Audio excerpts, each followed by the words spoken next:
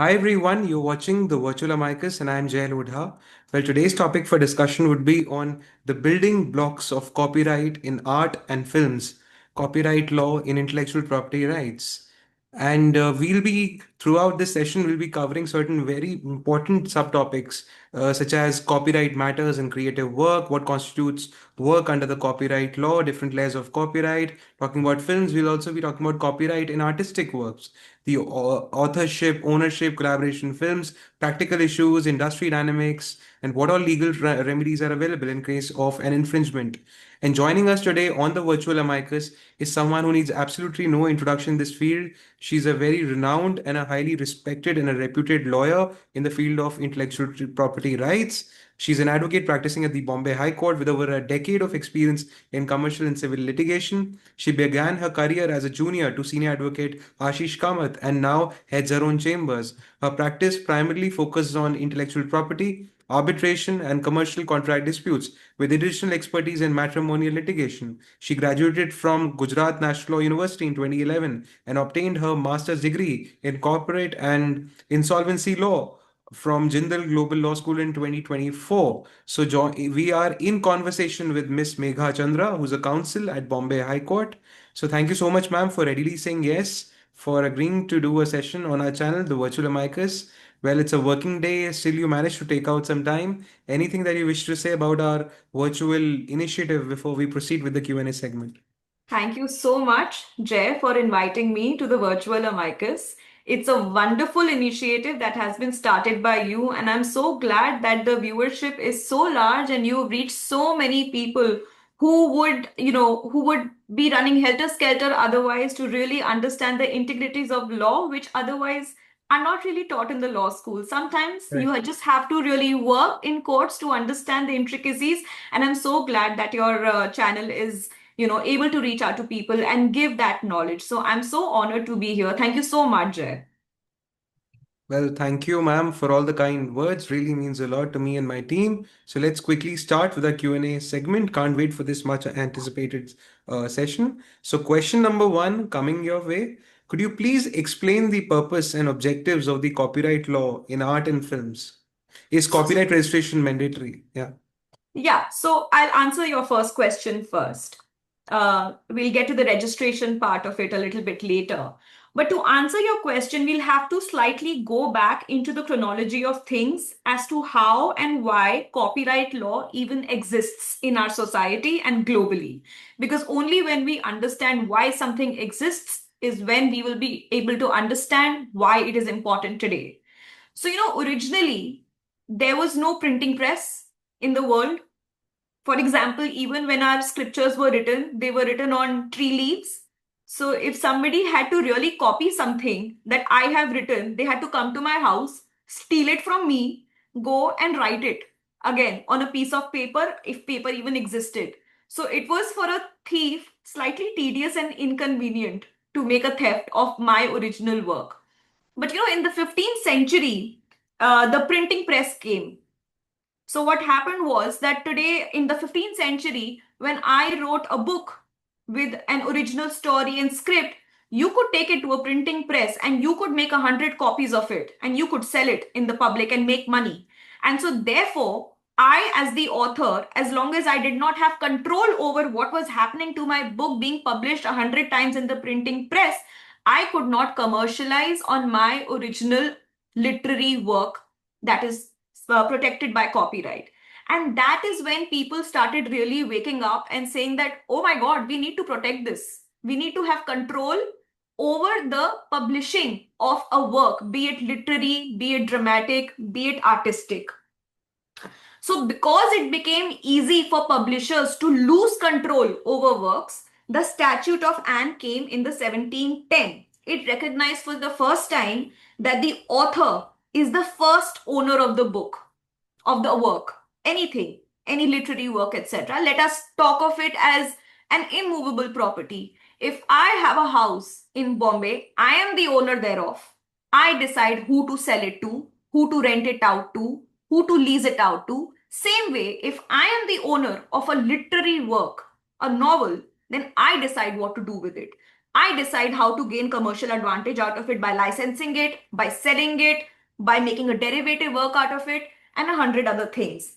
Thereafter, after the Statute of Anne came into existence, and the first time the author was recognized as the owner of the work, the idea spread across the world. And the Berne Convention came into force in 1886, which is one of the still the global conventions that India is a signatory to and is governed by.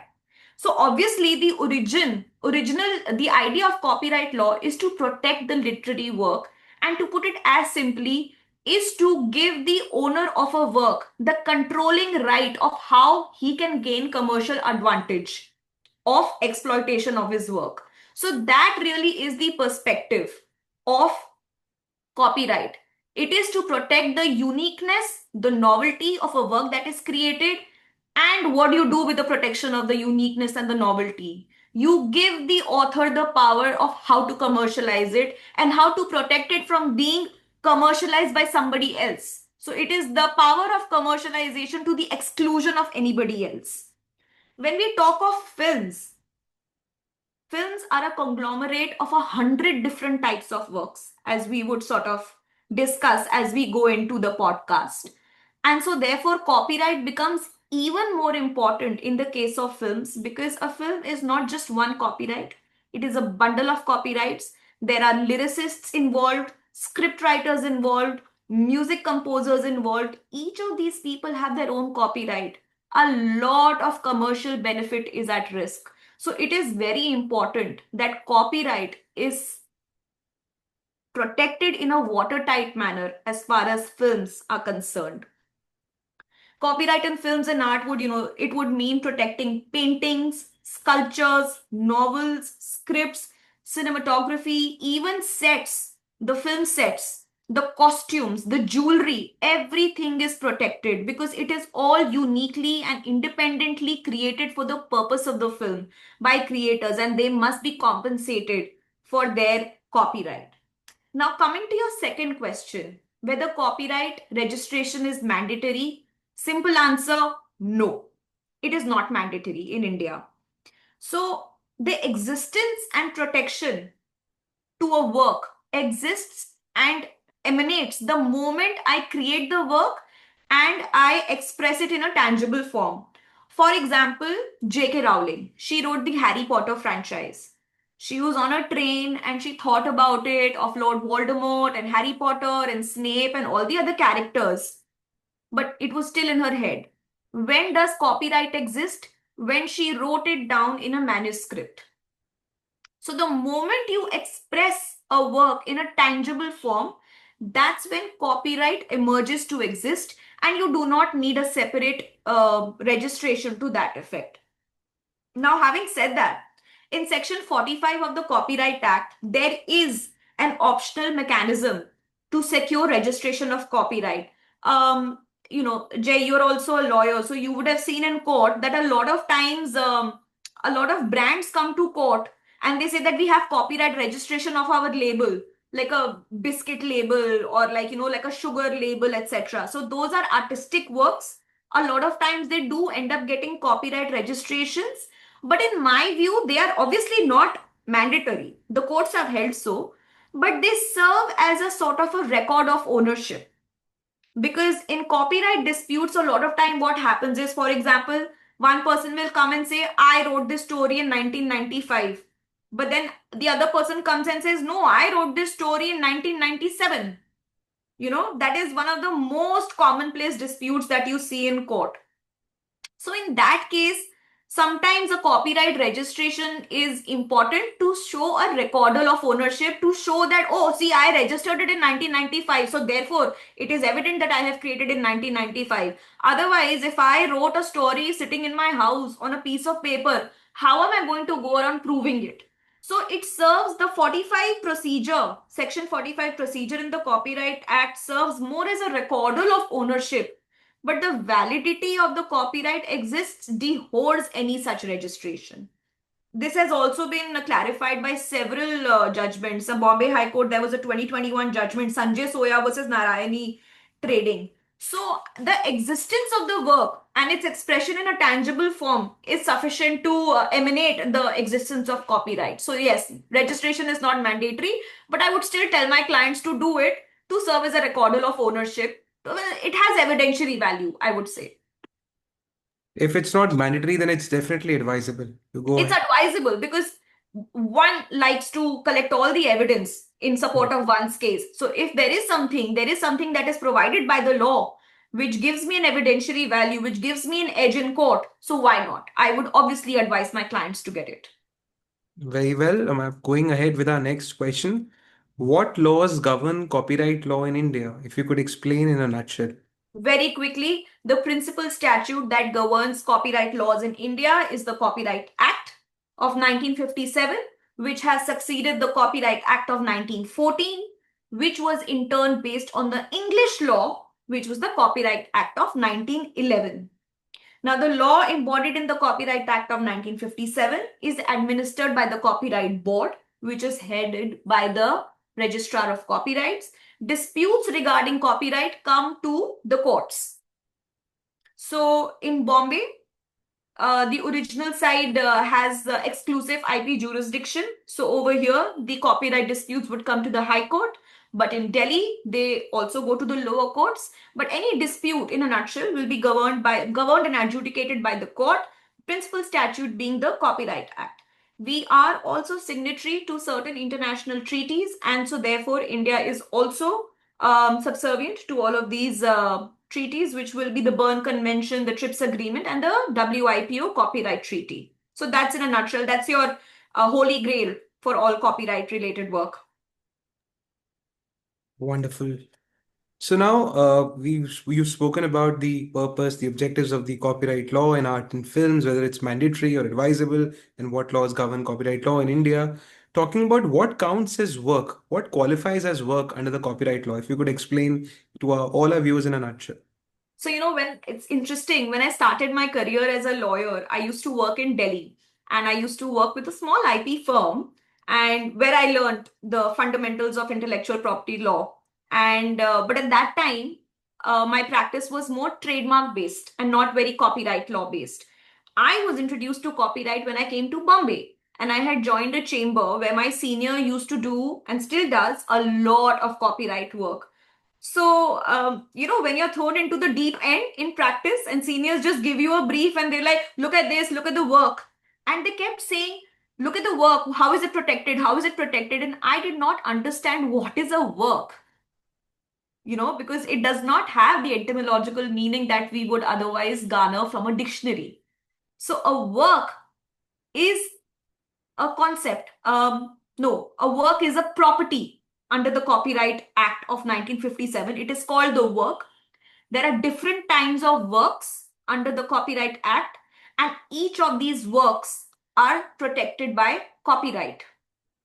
So now I'll exactly define and describe what are these works and in the context specifically of films and art, since that is what we are discussing today. So work is defined under section 2 subsection Y of the Copyright Act. The first of the works is literary work. Quite literally, in the context of films, it would mean a script, a screenplay, a concept. For example, we are producing a film. So first there should be a concept, right? Somebody should be like, oh, let's make a film about a person who comes from the village and settles down in Bombay and how he surmounts all the challenges that a big city has to offer to him. He falls in love in the course of his life in Bombay, gets married, has 4 children. So that's the broad concept. That will also be expressed in a tangible form. And that will also be protected as a literary work under copyright. Then I take this concept to a script writer and I say, okay, please write a script. So now the script has to be very fleshed out in comparison to the concept that was given. And the script really lays down the individual concepts, the plots, the scenes and everything, the characters, the number of characters, the number of children, the wife, the girlfriend, the work, everything. The script, it's a story. That will also be a literary work. And then comes the screenplay. The screenplay is basically For example, my script says that person A went to person B who was in an apple shop buying apples. And A said, please buy me also some apples. That's a script. But my screenplay will show how person A entered from the left side, saw person B standing at the far end of the shop buying apples. A thought the apples looked nice because they were stacked all up to bottom in red color, and he got attracted and he went over around the table to B. So you know how it sets out the scene? That is a screenplay. That is the script translated into how it is going to be shown on screen. So that, I think, in my opinion, it's of course a literary work, but a screenplay is also a dramatic work. A dramatic work is also a work that is protected under the copyright law. For example, Shakespeare wrote Hamlet. That is a literary work, but also a dramatic work. And then we as a production company performed the Hamlet today in Shan Mukhananda Theatre in Sion. So therefore, the performance will be also a dramatic work that will also be protected under copyright. Then we come to musical works. As literally as the word suggests, when I invent a musical composition, I will write down the graphical notes on a piece of paper. That is how my musicians will understand what chord, what sur, what sargam to play the piano in. And those graphical notes will set out the composition. That will be called a musical work. For example, Kingfisher, they have a typical jingle which has now been, also applied for trademark protection. But that would also be a musical work. Or for example, actually, let's come closer to the topic that we are discussing today. If you remember the film called Bombay, it's a very old film. It had a beautiful musical composition background score that was given by A.R. Rahman at that time. That's a musical work. So that will be a musical work that will be protectable under the copyright. So we have done literary works, dramatic works, and musical works. Then we come to artistic works. Artistic works are in section 2C, subsection C of the Copyright Act.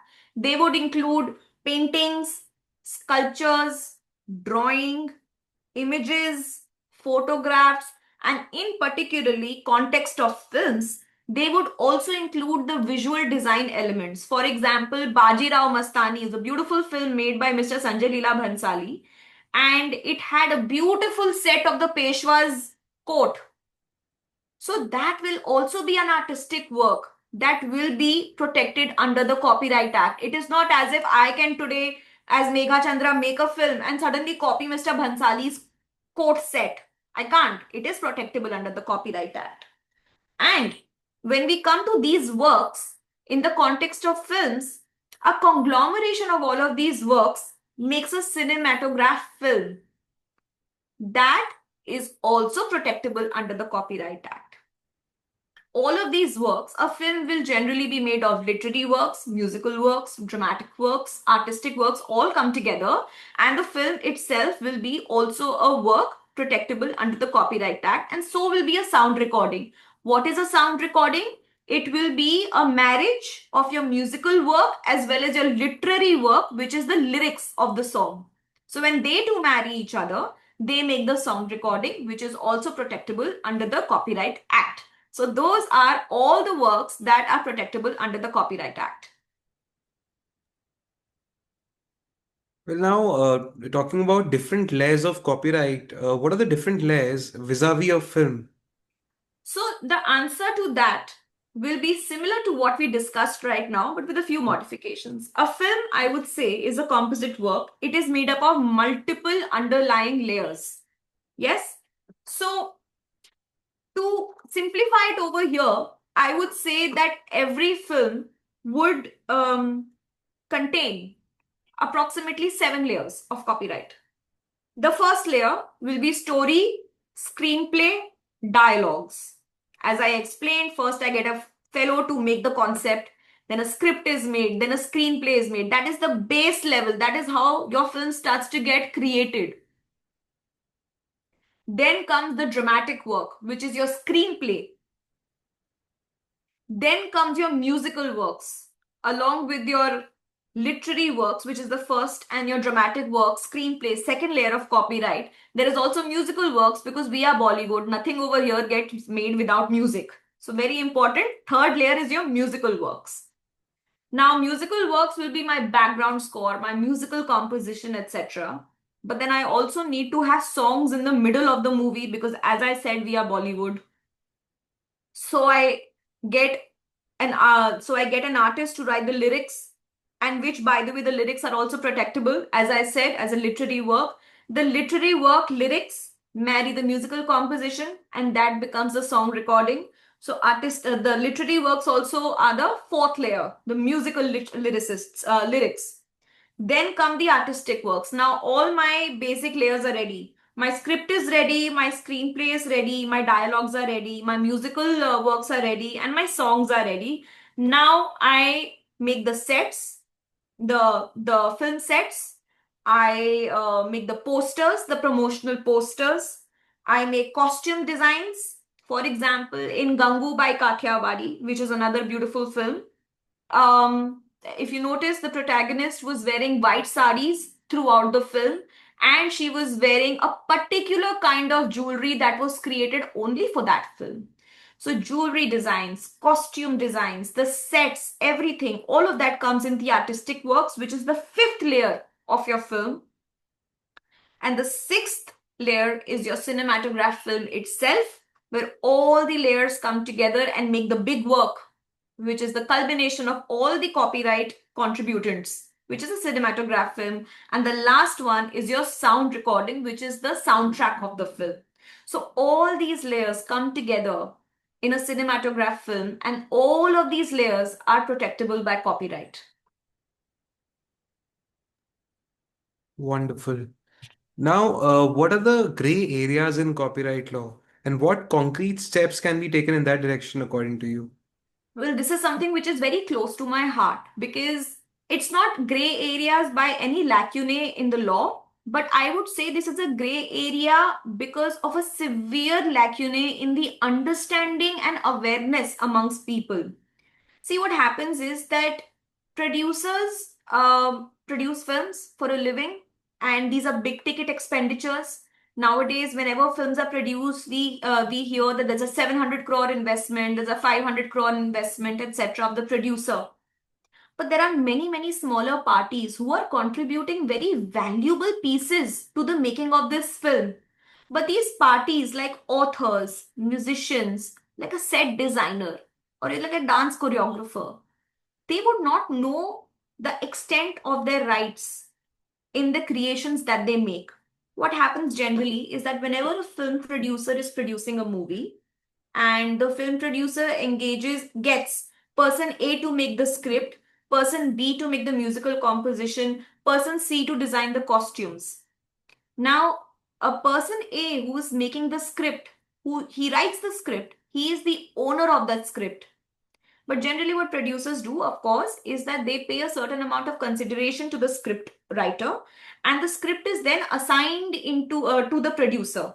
So the producer becomes the owner of copyright, whilst the person A is the author of the script, but I have purchased it from him. I have had him assign all his rights to me. So what happens henceforth is that all the rights that earlier person A was entitled to exercise are now exercisable by me, the producer, because I've purchased it. And the producers do this. Obviously, they have to, because otherwise they would have the copyright in the cinematograph film, but not in the underlying rights thereof. So therefore, they take lock, stock, barrel assignments from the contributants to the film, which is fine. But the Copyright Act carves out an exception that even when an author assigns all his rights to a producer, there are certain rights which remain inalienable, which means that even if there is an assignment of rights from a script writer to a producer or from a songwriter to a producer, There are certain rights which are inalienable, which can continue to be exercised by the author of the script. What are these rights? These are two rights, and they are embodied in section 57 of the Copyright Act. This is the right to paternity and the right of integrity. To explain, paternity means that if I wrote a script and I sold it to you, I assigned all my rights in it to you, and you created a film called XYZ, but you still have to credit me as being the author of the script. The right to be identified as the paternal source from which that script has emanated is inalienable. Why this is important is because a lot of times I would get person A to write a script. I would not be happy with the script. So I would take that script and then give it to person B, that you please work more on the script and make it the way that I want to, or inculcate certain further elements that I want to be inculcated. Person B makes the script, and I end up using person B's script in my film. But I still have to give credit to person A for writing the script. It is not as if I can simply say that now person B has made the script or whatever, and I have purchased everything from A, so I don't need to think of A in my credit roll. No, I have to. The right of paternity exists. Similarly, the right of integrity exists. For example, I would give an example of a certain different subject over here. Somebody makes a sculpture of anything, and they sell it to me. I don't have place for storage, and I put it in my storeroom, and the sculpture's head falls off. And thereafter, I display the sculpture with the head mutilated. I am not entitled to do that. He can sue me. Even if he has sold it to me, I do not have the power or the right to distort or mutilate somebody's creation. And these rights survive even the sale and assignment of rights. So the gray area, what I feel exists is that while the statute is fairly clear that these rights are inalienable, our artists and authors are not aware of this. So sometimes they end up signing agreements which says that I assign all right, title and interest, including but not limited to my rights under section 57 to the producer, which I think is a gray area, because a lot of times he who has the financial might comes to court and he who doesn't remains quiet. So a lot of times smaller artists, authors do not end up coming to court. So the courts have also not had the opportunity to really give a ruling on how these rights are inalienable. And I think this is a gray area because authors tend to be at a disadvantageous position, because sometimes because of unequal bargaining power, they are made to sign off rights which are in violation of the law. So what I think, to answer the second point, a second part of your question, is that what can we do to take steps to resolve this gray area is to do more podcasts like this, to make law more accessible to somebody who can just switch on YouTube and understand what are his rights and what are not his rights. And I think just creating more awareness in a law that is fairly new and evolving as we speak is most important. So I think increasing awareness is the most important takeaway from here. We can do Absolutely. it by way of lectures and podcasts, etc. Absolutely. Because the statute is all there. It's all there. It's all written. As lawyers, we know how to enforce it, but we can only enforce it when our client wants to enforce it. Correct. And our client has to be aware of it to be enforcing, have to enforce it. So I think awareness is most important. Very well. Going ahead with our next question. If you could explain copyright law and its application vis-a-vis artistic works. So, artistic works, as we have discussed briefly at the beginning of this podcast, will be images, sculptures, drawings. Now, in India, as long as the artistic work is original and it is fixed in a tangible medium, it will be protected as an artistic work. I am a painter. I made a painting on canvas. As long as I have put it in a tangible form, it is an artistic work and it will be protected. Now, there do exist two or three, one exception really. To be given protection under the Copyright Act, an artistic work, of course, has to be original. I can't have copied your painting and say ki nahi, chalo now give protection to my painting as well. No, it is copied from Jay's painting. It is Jay's painting which is protectable under copyright, not mine. It has to be original. Second, it does not have to be registered as a design under the Designs Act of 2000. I will explain that. For example, I produce jewelry. And so to produce jewelry, I will first have to make a jewelry design on a piece of paper, which then my craftsman or my workshop man will use to make a mold and then put the metal into it and create a jewelry set. So when I make a jewelry design, at its very inception, it is an original artistic work. It is original. It has come from my creativity. It has been expressed in a tangible form, which is on a piece of paper through a software or through any other mechanical means or even manual means. But at its very inception, it is an artistic work. But the moment I use that design to produce that particular set industrially or commercially, and I reproduce it over 50 times, then it loses its copyright protection. So, what I mean to say is that as long as my artistic work is not used for commercial reproduction, industrial reproduction, it remains an artistic work protectable under copyright. But the moment you are able to show that no, Megha did not make this for an artistic perspective. She made it for industrial reproduction and she has done so. She has made 50 jewelry sets of this particular design. Then the copyright protection to that goes. So it has to be specifically for an artistic purpose. Now, there was a very interesting case, and I actually, for the paucity of time that I face in my life, I have not been able to see what has happened eventually of the case. But there is a dock in Bombay. It's called the Sassoon Docks. That's where all the, it's in South Bombay near Kolaba.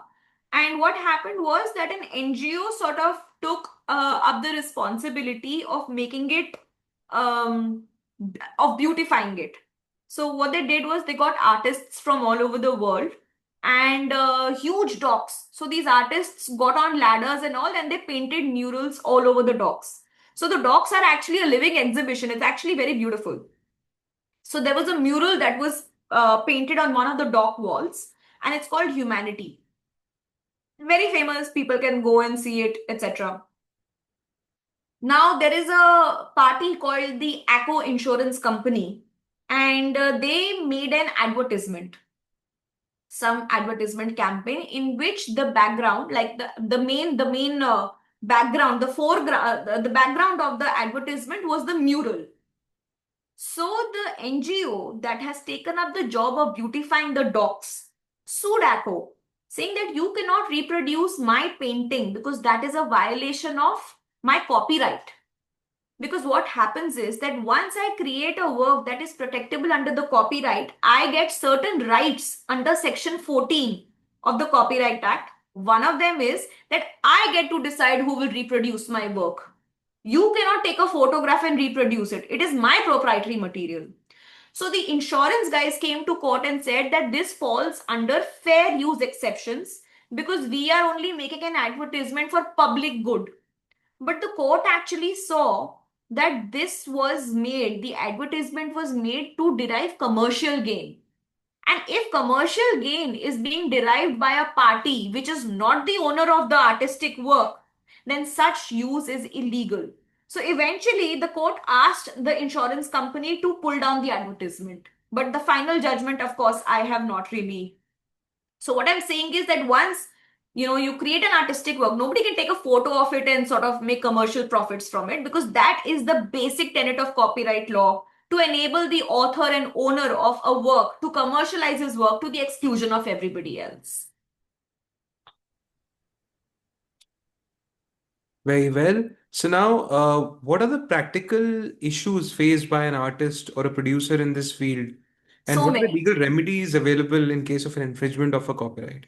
So many to actually enumerate in this very short Yeah. podcast, but I'll talk about two or three which at least I have seen multiple times in the last 10 years in the Bombay High Court. a producer would face, the very obvious challenge of counterfeiting of his film. Because the moment, a lot of time, what happens is that when my film is ready, when the first cut is ready, I send it to the censor board for certification. Without the censor board certification, a producer cannot release it anywhere. Obviously, for OTT, you do not need it, but for theatrical releases, you do need a censor board. A lot many times when the first cut changes so many hands from the producer's lab till the censor board or to any other party, counterfeit copies do get leaked. Sometimes it's an inside job, you know. I mean, it's not as if we are living in the Adam age where we have a big video cassette, we are roaming around with that video cassette. Now everything is digital. If I want, I can email to you an entire film as a Google Drive attachment. It is extremely easy. So one of the first obvious challenges that a filmmaker or a producer faces is the obvious counterfeiting, for which we resort to, as far as the remedies are concerned, are, for example, John Doe orders. For example, a very long time ago, there was a film called Jan Hit Mein Jari. And what had happened was that the release date was the coming Friday. And the Friday before that, we realized that the film is already available everywhere online as a downloadable link. So, as a producer, I would really face too many losses if my film is already there, because who's going to come to the theater to watch my movie if it's already there on the internet? Everybody would just download it. So this was an infringement of copyright action against copyright existing in the cinematograph film. So we filed a suit in the Bombay High Court asking for a John Doe order that is against unknown defendants, because we don't know where the counterfeiting is taking place, because how we came to know was that we found infringing links making the entire movie available on some secret, not secret, anonymous group on Telegram. So how do you catch anybody? You don't know anybody. You don't know these people. So we filed a John Doe action and we got an order from court which said that wherever the link of this film is found, it will be taken down. So we took that order. We went to the Ministry of Information and Technology. We went to the intermediaries and we said that we have an order from court and please take the links down. So within 24 hours, all the links were deactivated. So that is one of the actions that we take for counterfeiting. Because counterfeiting means there is no contest. Nobody can say that, no, this is not your film, or, there is no copyright. Of course not. You're counterfeiting. It is as low as it gets. So a simple order, we take a John Doe order. Then one of the other most commonest of the disputes that a producer faces is a producer engages a person to write a script of the film in 2025. The person writes the script, film goes into production in 26, is ready for release in 2027.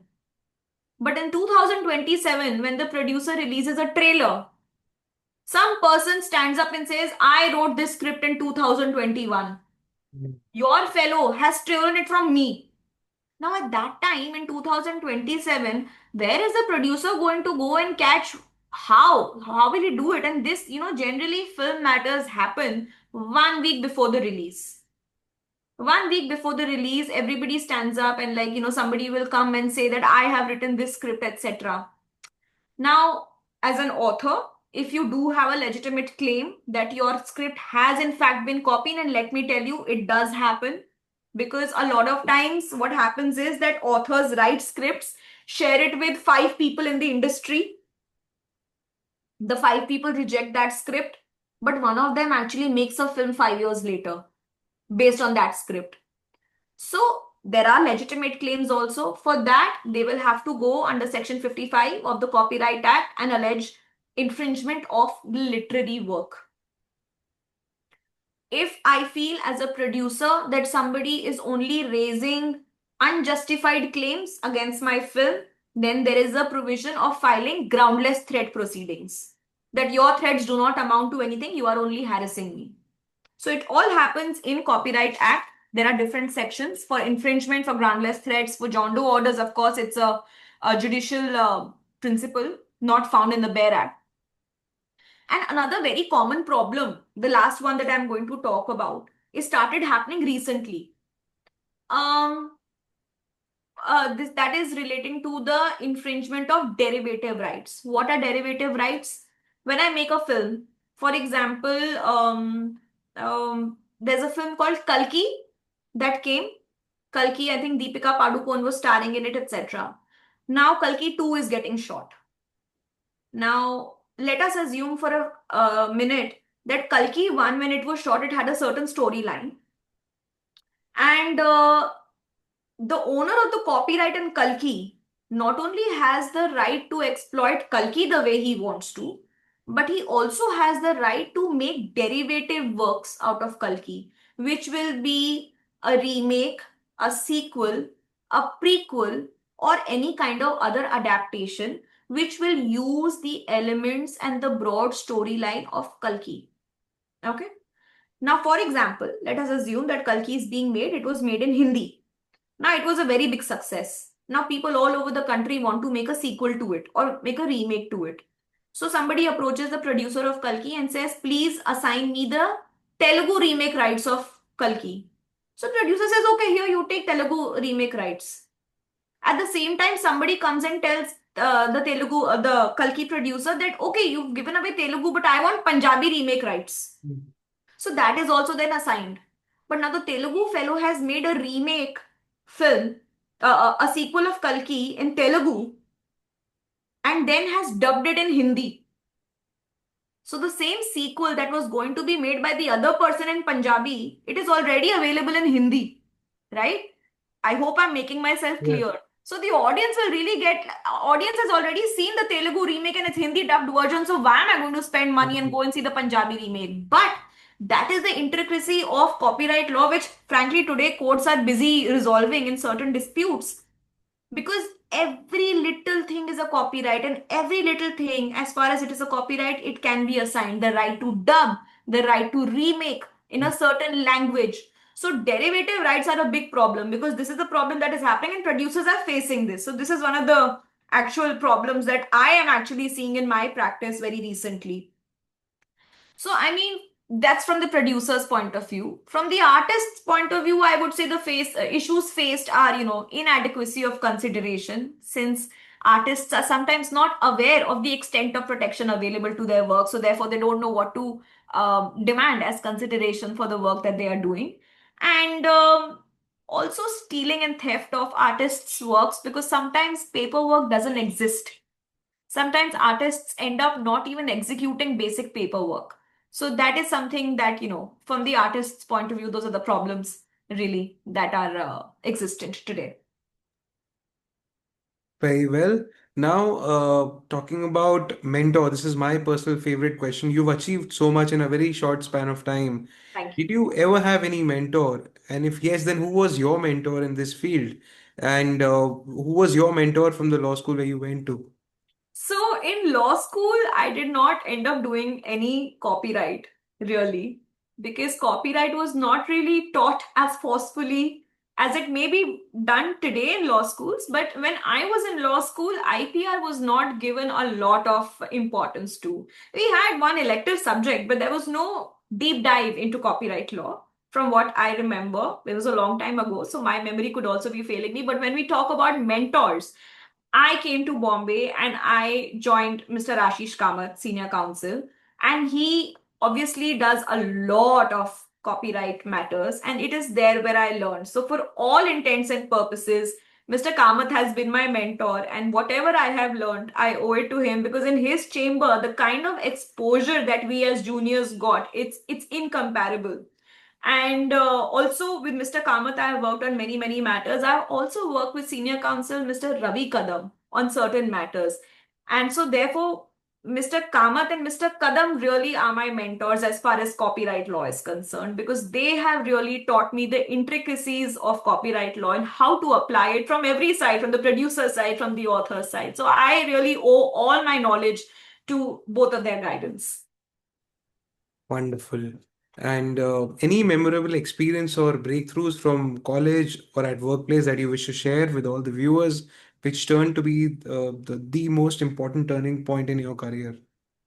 I wouldn't say turning point, but I would call it emergency learning in my career, because when I came to Bombay and when I started doing copyright matters, generally, Jay, when you practice in courts, a client comes to you, he says, Jay, this is my problem. And you'll be like, okay, let me analyze and tell you what to do. And you will eventually tell him, okay, this is the kind of case you have to file, and for this, I need this information. And then, he will come back with the information, then you will draft his plaint, etc. And, you would file it. And it'll take a reasonable amount of time. So I was used to working at a certain pace, which was reasonable. It was not fast or slow or anything, but reasonable pace. But what happens in copyright matters in Bombay, I have seen, is that every matter has at max a 48-hour cycle. So generally we are given, from producer side, I would say firstly, we are given suits in like today evening, and the matter is listed tomorrow.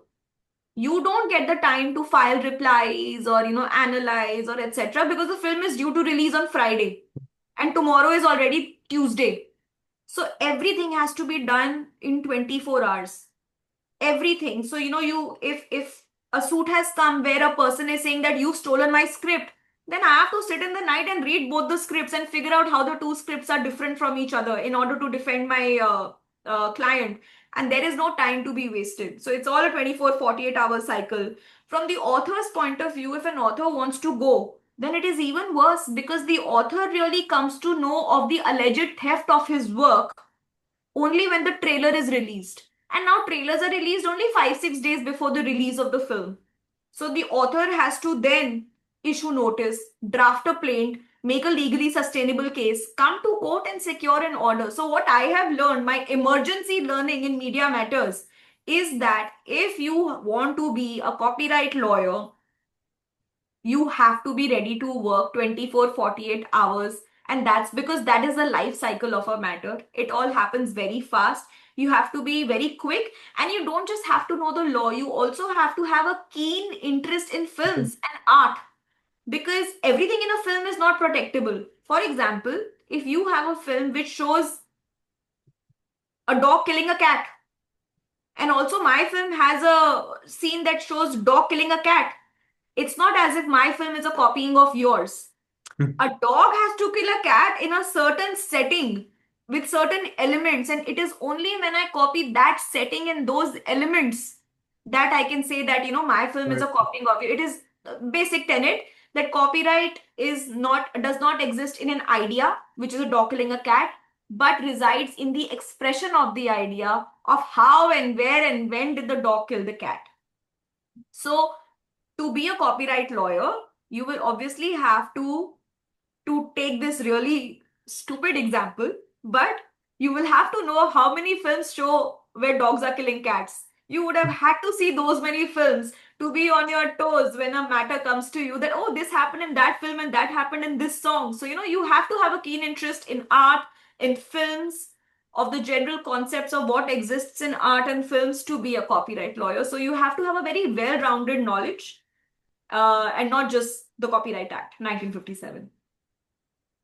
Not just the academic part, Not but just, also the interest part. Yeah, yeah. wonderful. And lastly, what would be your piece of advice to all the young lawyers, law students who wish to build a successful career like you have in this field? Any internships, courses, or books that you wish to recommend to them? So, taking from the answer that I was giving to your last question, you can't just be a lawyer who has read the Copyright Act. You have to be an art and film aficionado. You have to understand cinematography. You must not shy away from reading tons and tons of scripts, because the kernel of copyright is originality. How do you discern originality? You have to read the work. You have to see the film. You have to analyze the painting. You have to analyze the brush strokes, the use of color, the particular style of an artist. All of that takes knowledge which is far and beyond just law. So it has to be completely well rounded.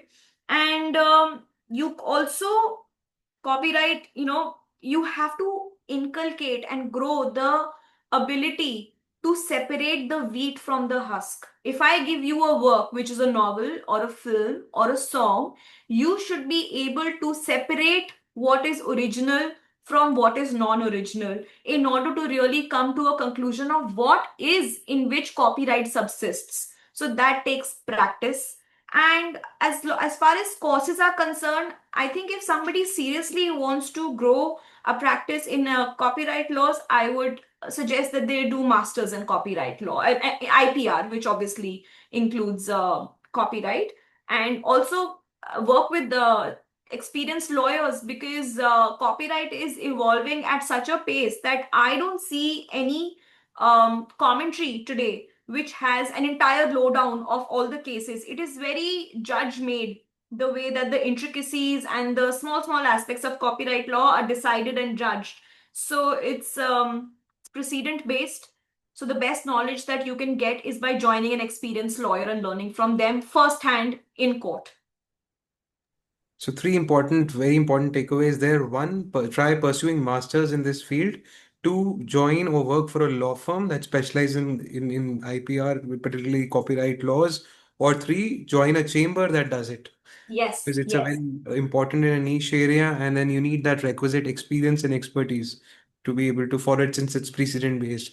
Well, there you go. Now it's time to wrap up this very important session on copyright law vis-a-vis artistic work and films. Thank you so much, ma'am, for taking out time and for doing this outstanding session on this very, very important topic. This has not been covered so far. I've been recording sessions since May 2021. It's almost been 4 years, and done close to 151 sessions.